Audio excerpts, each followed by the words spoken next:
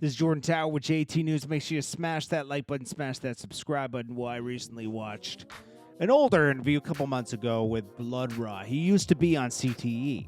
Kinky B just did an interview on Big Facts about Jeezy and about himself, obviously. But he was, he headed up CTE. He was Jeezy's business partner. These were friends from when they were playing in the sandbox. Okay, so he was really disappointed in Jeezy screwing him over. Jeezy just screwed him out of CTE and out of his percentage of doing business together, and kind of did him wrong. And Jeezy has a history of doing people wrong. Okay, this isn't just Jeezy's one of my favorite artists, but is he loyal? No, he's not. That's the most disappointing thing about Jeezy. Listen, Jeezy, first of all, this is wrong. YG is not his artist, okay?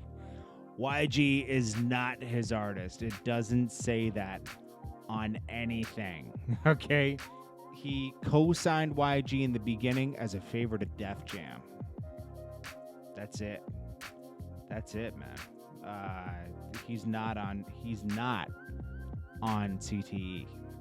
So, anyways, because he has his own label, 400, and he signed, I think his first album, Jeezy might have got a point or something, something like that, but after that, no, it was over. So anyways, YG, Jeezy, Boo Rossini, Boston George, those are the artists in there, but look at all the artists in the past: 211, Blood Raw, Freddie Gibbs, Rocket, Slick Pulla, Winklow, Tone Trump, Skrilla, JW, Screw, Bama, Doughboys Cash Out. A couple of these guys came out, like Blood Raw, and said how bad it was being signed to Jeezy. What a hater he is, okay? Especially Freddie Gibbs, we've heard the most from.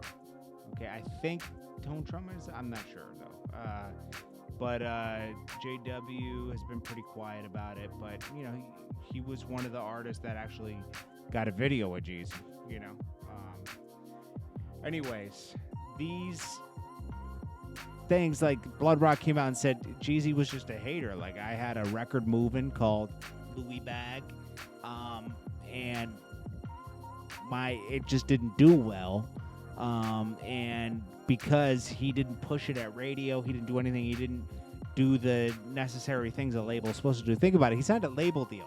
He didn't sign a joint distribution deal where he's supposed to be doing all the work. He was an artist. Blood Raw was an artist. It was Jeezy and Kinky B's responsibility to do all that. And all Jeezy did was blank Kinky B when they were equal partners at CTE. Kinky B was one that was actually, I think all this was going down right when Blood Raw dropped this. I think it was 2009, around that time. And this is around the time Jeezy started playing games with, according to Kinky B, his money. Removing it from accounts, moving money out of there, not settling, percentages and stuff like that. So Kinky B was already thrown for a loop. It took him 2 years to take Jeezy to court, and then he couldn't take Jeezy to court because he had to file for Chapter 11 to get rid of all his debt.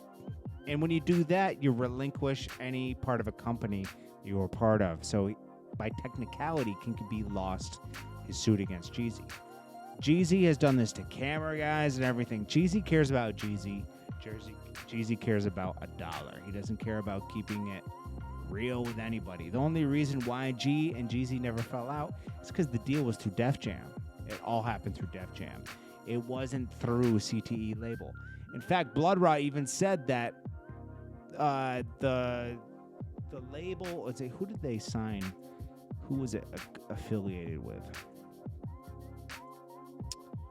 Hold on. So CTE, who was their deal with?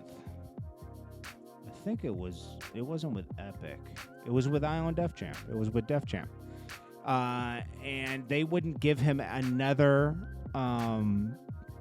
they wouldn't release any more albums on there until they took care of Blood Raw's album. And then he just waited for the time to expire, for Blood Raw's deal to expire, and Blood Raw left. He didn't re-up his deal. instead of putting an album out and keeping CTE going. I think did they come out with a CTE album at one point? I think the White Girl song was on there or something like that. That might have been the only thing that ever came out on there. It's crazy, man. Jeezy's a great artist and everything, but he was not a great businessman when it came to running a label. I always warned artists, I would not sign to an artist. I mean, it's always scary. It worked out for Meek Mill and it worked out for Wale. Didn't work out for everybody on MMG.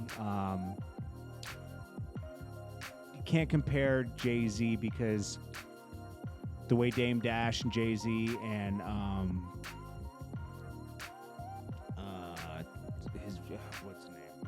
His brother, I forget his name. Anyways, the way that those three worked, it'll come to me in a second. I can't remember everybody's name. Dame Dash, Jay-Z, Biggs. The way they worked, it was just different. They operated like a real label. And they were putting out lots of hits. Diddy, that was good, but Diddy was still always the main attraction. It's dangerous to sign to an artist. It's rare you sign to a 50 Cent and he puts you ahead of himself. Before his second album came out, he made sure all those guys, they did a G-Unit album. They all had their own deals and got millions of dollars. They were millionaires. Blood Raw is continuing his journey now with a different label. So, best of luck to him. Joseline Hernandez goes at Faith because Faith made some comments that she had to fall back from Stevie J after learning he was still with his ex. And it took a while for them to come back together because, Stevie J's a player, and he was still with Joseline. Joseline states that, oh, no. He was, this old girl needs to keep my name, or keep the bricks out her way. I ain't been with that man for 4 years. I'm happily with Ballistic Beats. Every time TV show's about to drop, this old wore-down melted girl got something to say to stay relevant. Well, Joseline claims she's 35 and she looks like 40-something. Let's be honest, okay? And Faith looks pretty good for her age. What is she, 46, 47? She says, I have your husband on recording begging for my forgiveness because Bonnie could have gotten taken out by that animal called your son. Oh, gosh. It's always some drama. I'm kind of glad we don't have to hear all that anymore. But we have other dramas. People don't need to go on reality shows anymore. We got our own dramas. Just on the Shade Room and everything. Anyways, yeah, this is uneventful news. Oh, yeah, also, did you know that Rod Wave was supposed to be on Lemon Pepper Freestyle, but he said he wasn't ready and got cold feet? I wonder. Now people are going to want to hear that. I don't know why you would get cold feet on that. It's like, dude, this would have elevated. I mean, he did sell 140,000 copies of his album recently, but that would have taken your career to even newer heights. Rod Wave is talented. I like his different.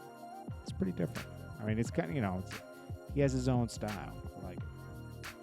This is Jordan Tower with JT News. Smash that like button, smash that subscribe button. I'll come back with new news shortly. Peace.